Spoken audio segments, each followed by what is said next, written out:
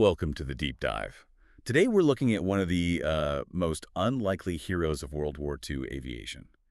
We're talking about a colossal machine that went from being the absolute butt of the joke in the skies over Europe to, well, to becoming the silent, heavy metal executioner of the Luftwaffe. We're talking about the Republic P-47 Thunderbolt. And you know its enemies had a nickname for it, at least at first. They called it the Flying Milk Bottle. The flying mill ball, it's perfect. And this is so much more than just a story about a plane. It's really a case study in how a strategic philosophy can be just, catastrophically wrong. It was. The German high command, their pilots, they laughed at the P-47. And that single mistake, that initial derision, it arguably cost them their air superiority and, well, maybe the entire war in the air. So our mission today for this deep dive is to really get inside how this 7-ton dinosaur, and that's what its own designer called it, how it redefined aerial combat. Not with grace, not with finesse. No, not at all. It was all about brute force engineering, an unbelievable ability to take punishment, and just overwhelming, relentless firepower. And to really get that, you have to start with the opening scene. Yeah. It's just packed with this dramatic irony that sets up the whole story. The date is April 8th, 1943. And this is the P-47's combat debut. They're climbing into the high, thin air, about 27,000 feet over occupied France. And from the German perspective, you have this veteran ace, Oberleutnant Ralph Remachen. He's a guy from Jägerschwader 26, sitting in his sleek, top-of-the-line Focke-Wulf 190. He looks down. And he just sees these enormous, almost comical silhouettes just laboriously climbing up towards him. He couldn't believe it. The sources say he literally started laughing. And he got on the radio. He did. He transmitted to his wingman, and this is the famous line. He said, "The Americans have sent us flying milk bottles." And that nickname, it just stuck immediately. And you can see why. Compared to a Messerschmitt 109, which was this delicate, almost surgical weapon. Or the compact Focke-Wulf. Oh. Yeah. The P-47 looked corpulent. It was barrel-shaped, clumsy. It was just huge, this massive 12-foot propeller on the front. Everything about it just screamed poor performance. A 7-ton fighter straining to climb. But that bulk, it was hiding a massive contradiction, a potential for violence that really had never been seen before in a single-engine fighter. It wasn't built to be graceful. It was built to do two things: survive and destroy. And the destruction part? It was almost mathematical. It really was. The P-47 was loaded with a staggering 3,400 rounds of .50 caliber ammunition that was spread across 8 Browning heavy machine guns, 4 in each wing. So what does that translate to in terms of actual fire rate? It translates to a combined rate of fire of over 6,000 rounds per minute. And to give you a sense of what that means, what that kind of density of fire does, it was enough to literally saw the wing off a Messerschmitt. Not just shoot it down, but cut it in half in under 2 seconds of sustained fire. So that morning, what the Germans were really seeing, without realizing it, was the arrival of a weapons system built for attrition, for volume, for absolute annihilation. And that weapon would, pretty systematically, dismantle the entire Luftwaffe fighter arm within about 18 months. The P-47, at its core, it represented the victory of American industrial logic, of overwhelming material superiority over the kind of tactical brilliance the Germans had relied on. That's the key, right? The difference in philosophy. German design was all about lightweight, nimble fighters.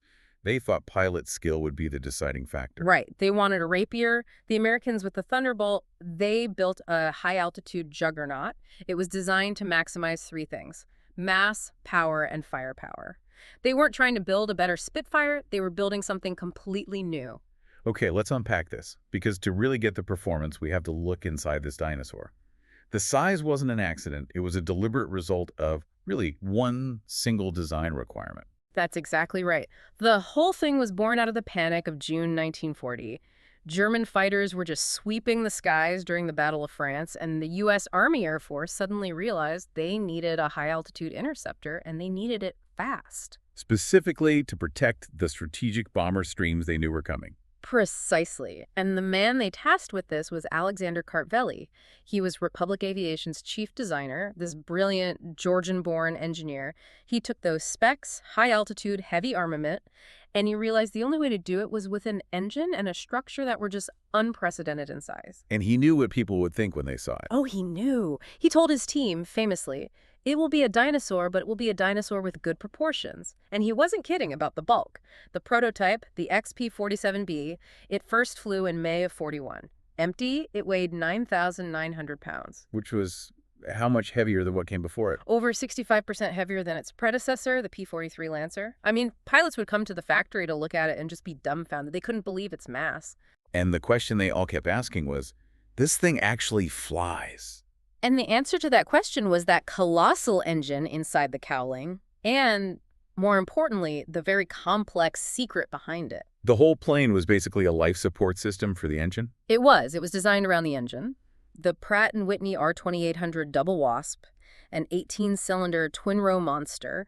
Initially, it was producing 2,000 horsepower, which was incredible, but that was only half the story. The real secret weapon was how it performed at altitude. Yes. The thing that gave it this huge advantage over European designs was its turbo-supercharger system. And that's the critical technical detail here.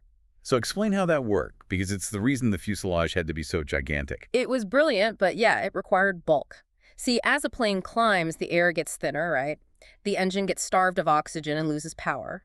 Most fighters at the time used a mechanical supercharger, which was basically just driven by gears off the engine's crankshaft. And those were good up to a certain point? They worked well up to about 25,000 feet.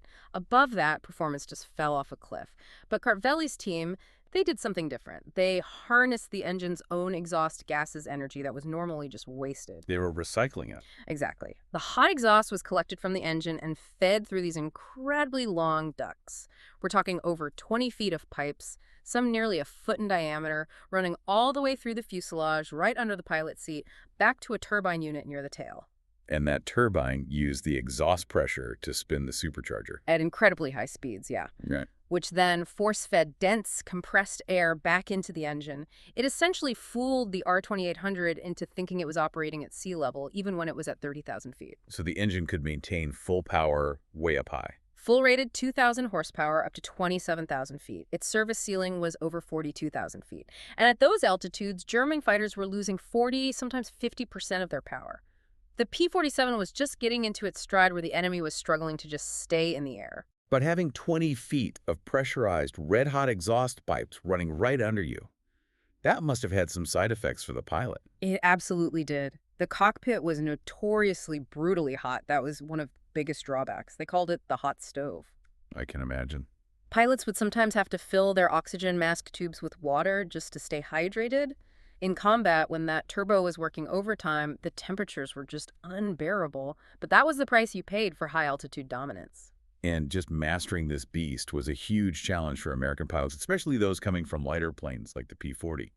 The training phase was, well, it was incredibly dangerous. It was terrifying. Major Hubert Hub Zemke, who commanded the 56th Fighter Group, he initially thought the plane was a death trap. His unit, back in late 1942, lost 18 pilots and 41 aircraft just in training accidents before they even saw a German plane. That statistic is just, it's shocking. The P-47 killed more of its own pilots in training than the Germans did in the first few months of combat. Why was it so deadly on takeoff and landing? Two big reasons, both tied to its power and mass. The first was torque roll on takeoff. You have this huge 12-foot propeller, 2,000 horsepower spinning it. If a pilot was even a little too aggressive on the throttle, the torque would try to violently twist the plane onto its left wing. A ground loop. A catastrophic ground loop, yeah. It demanded absolute precision. And then if you got it into the air, the second problem was waiting for you in a dive. Compressibility. Compressibility. Because it was so heavy, it accelerated in a dive like nothing else.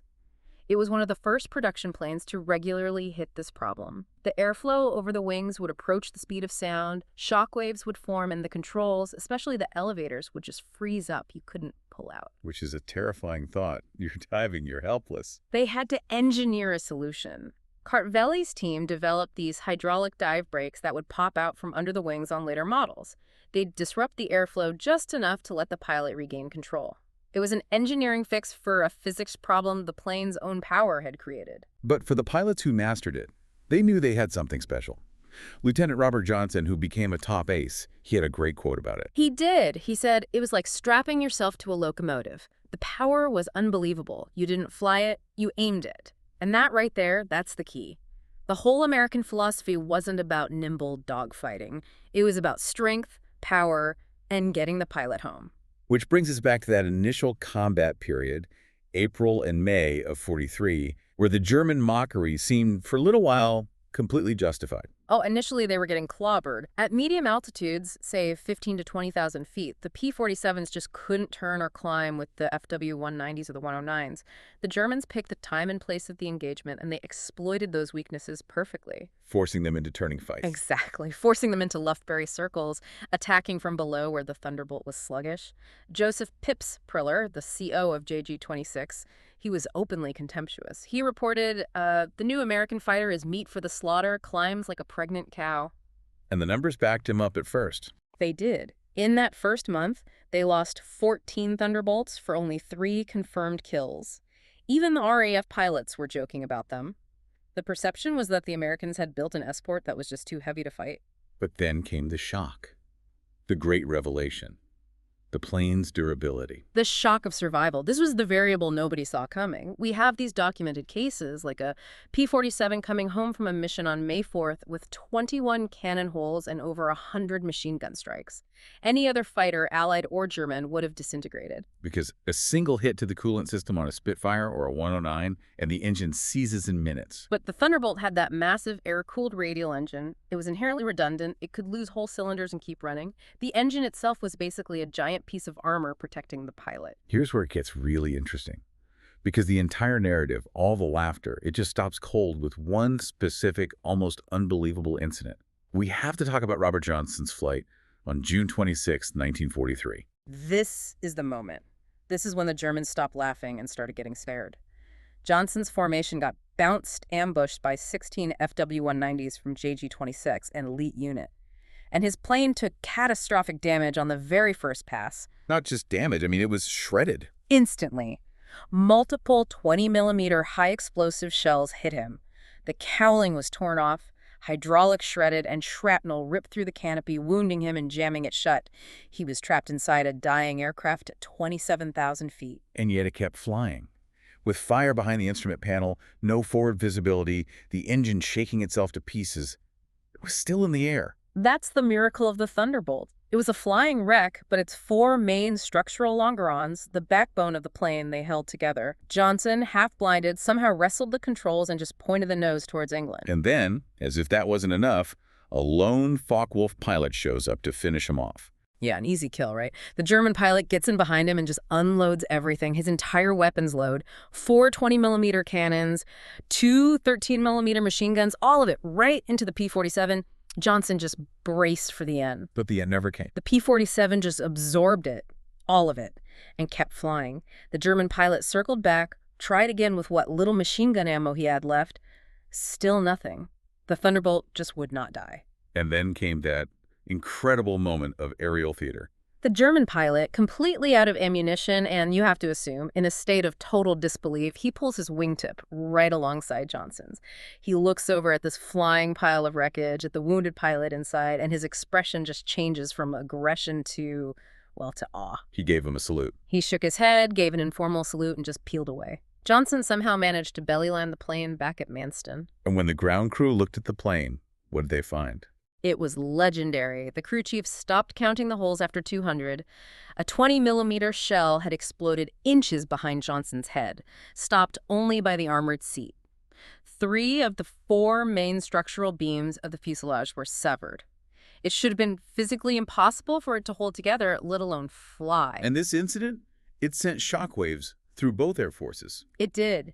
German intelligence refused to believe the report at first, but other pilots confirmed it. And the Americans, they suddenly realized they had underestimated their own creation. They hadn't just built an escort, they'd accidentally built the toughest piston fighter of the war.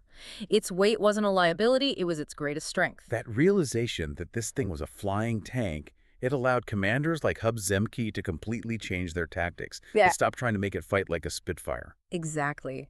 Zemke and the 56 Fighter Group wrote the new rulebook, and the rules were simple and brutal. Don't turn with them. Don't try to outclimb them at low altitude. Use your weight, use your power, use your guns. The P-47's massive weight became its ultimate weapon. The whole strategy shifted to energy fighting. You use gravity, you start high, up at 30,000 feet where the turbo gives you this huge power advantage, and you dive. Nothing could catch it in a dive. It could hit 550 miles per hour, and its strong airframe could take the stress. This was the birth of the boom and zoom.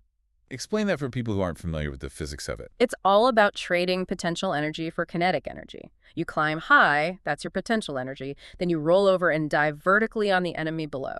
The speed you build up, the kinetic energy, is so immense that they can't get a shot at you. You make one devastating firing pass. And then you use that speed to climb straight back up, converting it back into altitude safely out of reach. You never stick around to turn. You hit hard and you escape vertically. It was a clinical, brutally effective tactic, and at the bottom of that dive, you had what the Germans started calling the wall of lead. The guns of Roosevelt. Yeah. We need to detail this weapon system because the sheer density of fire is what made it so terrifying. I mean, you're talking about the firepower of a small warship on a single-seat fighter. 8.50 caliber Browning M2s. They were harmonized or converged at a single point, usually about 300 yards out. And at that 300-yard point, what's happening to the target? At that 6-foot-wide convergence zone, the target is being hit by about 100 projectiles every single second. Each one is traveling at nearly 3,000 feet per second, and it's part of this mixed load of ammunition. Armor-piercing, incendiary, tracer. APIT, yeah. The point wasn't just to put holes in the enemy. It was to physically shred the airframe, cut control cables, and simultaneously set the fuel tanks on fire. Which is a very different philosophy from the German cannons. A world of difference. German fighters had cannons, which fired a big explosive shell. One hit could be devastating, but they carried very little ammunition, maybe 120, 200 rounds total.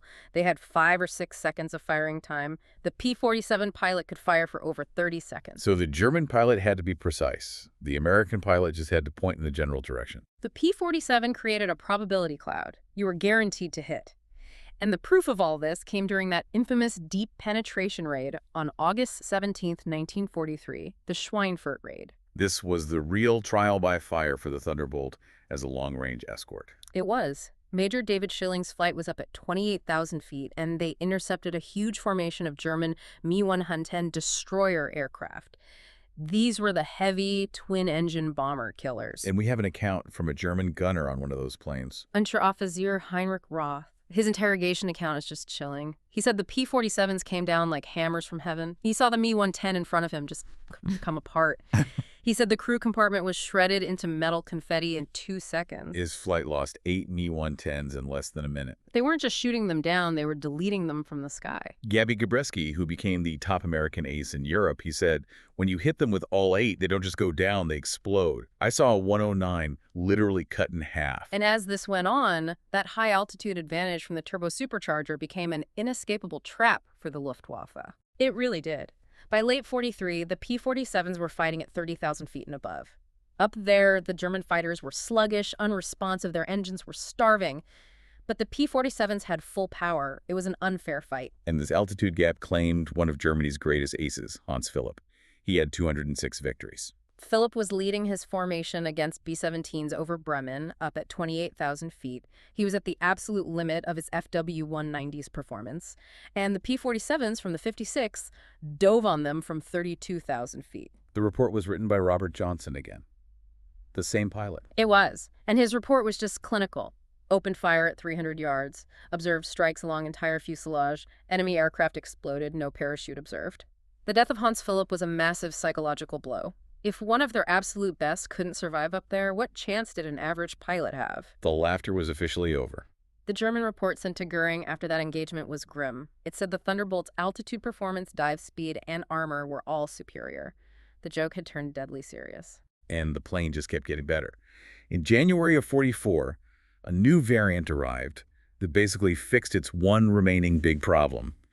The P-47 D-22. This was a huge upgrade. It was all about improving the climb rate. They introduced this new Hamilton Standard hydromatic propeller, a massive 13-foot propeller with these huge paddle blades. What do those paddle blades actually do? They were just much more efficient. They bit into the air like giant oars. The old P-47s had a pretty poor climb rate, maybe 2,200 feet per minute. The new paddle blade models could hit 3,000 feet per minute. Suddenly, they could climb right alongside the German fighters. That must have been a nasty surprise for the Luftwaffe pilots. A huge surprise. We have diary entries from German aces saying things like, the fat American fighters have learned to climb. They tried to use their old tactics, and suddenly the Thunderbolts were just turning into them and climbing with them. The game had completely changed. And that new propeller created a new psychological weapon, too. A sound. It did. The tips of those massive blades would go supersonic in a dive, and it created this deep, threatening, rhythmic rumble. You could hear it for miles. German ground troops called it Donnerschlag, the thunderclap. When they heard that sound, they knew what was coming. And what was coming by 1944 wasn't just an air-to-air fighter. The P-47 found its true calling as a ground attack monster. The role transitioned perfectly because the plane was just so over-engineered and tough. It was the perfect platform for low-level attack. Those 850s could chew up anything with thin top armor. But then they started adding bombs and rockets. It became a true multi-role demon. The D-25 variant could carry a bomb load heavier than some light bombers from earlier in the war.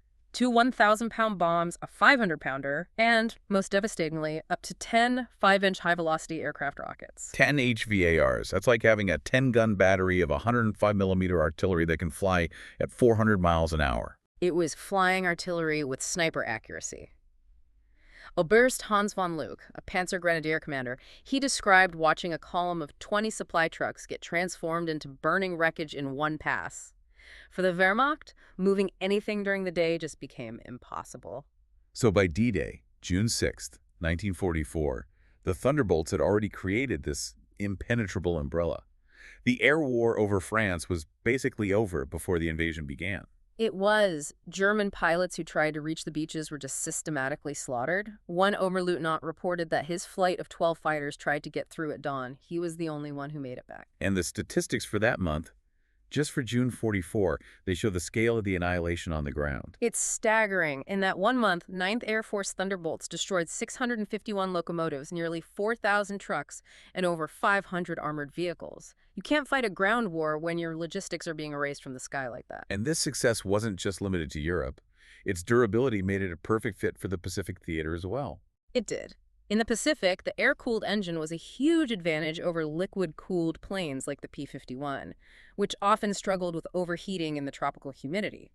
The R-2800 didn't care how hot it was. And the Japanese pilots had the same reaction as the Germans. They did. The Japanese ace Saburo Sakai said they called them monsters.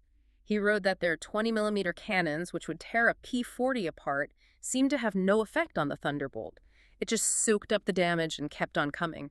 There was even a specialized long-range version for the Pacific. The P-47N. It had wet wings with fuel tanks built right into the structure, which gave it this incredible range.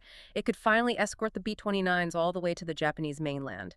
The short-legged fighter of 1943 was now a global strategic weapon. Which brings us to its final test in Europe, dealing with the German jet fighter, the Me-262. The jet was terrifyingly fast, but the Thunderbolt pilots figured out its weaknesses. You couldn't catch it in a straight line, but it was incredibly vulnerable when it was slow. Takeoffs and landings. Exactly. P-47 squadrons developed these jet stream hunting tactics. They'd just orbit high above German jet airfields and wait.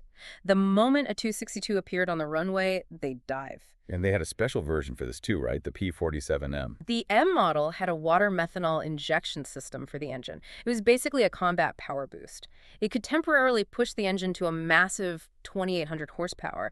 That let the P-47M hit 470 miles per hour, fast enough to surprise a jet. And they did. There's the famous kill by Lieutenant Colonel John C. Meyer. Meyer caught a 262 in November 44. He dove from 28,000 feet, got his speed over 500, and just opened up. His combat report said the jet literally disintegrated under fire. The engines tore off, the fuselage came apart. It was just instant erasure. Which really brings us to the final, crushing demonstration of what the P-47 represented. Not just the plane, but the industrial reality behind it.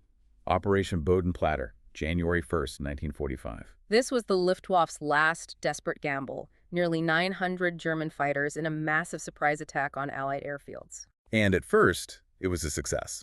They caught the 365th Fighter Group on the ground at Y-34 and destroyed 22 of their Thunderbolts. And a captured German pilot was taunting the Americans about it. He was. And the response from Major George Brooking just perfectly sums up the entire war. He pointed to the flight line where crews were already clearing the wreckage and told the German pilot, "By tomorrow, we'll have 40 new ones. How long will it take you to replace your pilots?" And that's it right there. The difference between a tactical victory and a strategic reality. It is. The Germans lost 213 irreplaceable veteran pilots in that one attack. The Americans lost planes. Within 48 hours, brand new, factory fresh P-47s were already arriving to replace every single one. For the Germans, those pilots were gone forever. And the scale of the production that made that possible is just mind-boggling. Republic Aviation built 15,683 P-47s, more than any other American fighter. At its peak, the factory was rolling one out every single hour, 24 hours a day. And each one of those was incredibly complex. 65,000 parts, 8 miles of wiring. And the industrial machine just churned them out. But the real ultimate weapon wasn't the planes, it was the pilots. The training gap. The training gap was immense. By 1944, the U.S. was graduating 30,000 pilots a year. Each P-47 pilot arrived in Europe with a minimum of 400 hours of flight time. A German pilot by the end of the war was lucky to have 100 hours. So you have a rookie American pilot who has 4 times the flight experience of the German he's up against. One pilot who arrived in '44 said he had 75 hours just in the P-47 before he even saw combat.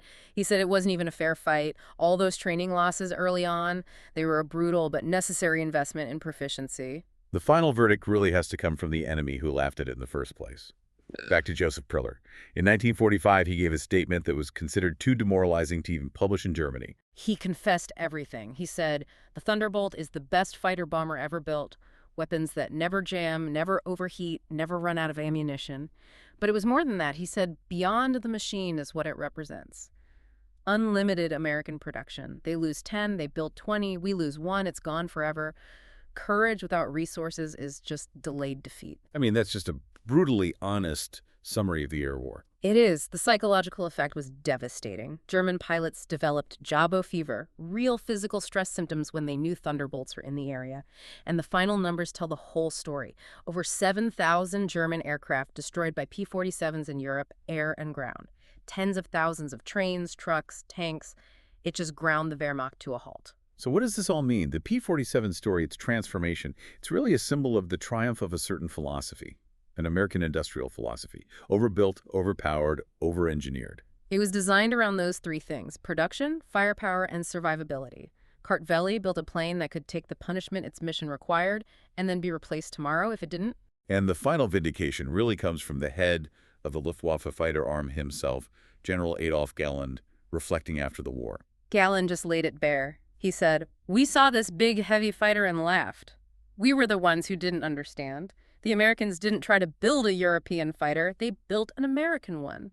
He said they just couldn't comprehend how America could build 15,000 of these complex machines while fighting a war on 2 fronts. And like everyone else, he remembered the sound. He said, "Those guns, we called them Roosevelt's piano. Once you heard that sound, you never forgot it." The P-47's victory wasn't just the plane, it was the whole system behind it. The logistics, the training, the replacement capacity. The laughter died when they realized the P-47 didn't need to turn gracefully. It just needed to point its guns in your direction, and you would, as you said, simply cease to exist. And that's the enduring lesson, and it's something to think about even today. The P-47 proved that sheer industrial scale and resilience, when paired with overwhelming firepower, can defeat an enemy who relies only on tactical brilliance. So it makes you wonder, if production capacity and a robust supply chain are the ultimate weapons, how does that lesson apply to modern technological competition, where it's not steel and lead, but digital complexity and logistical resilience that matter? The story of the flying milk bottle is this powerful, heavy reminder that sometimes quantity has a quality all its own.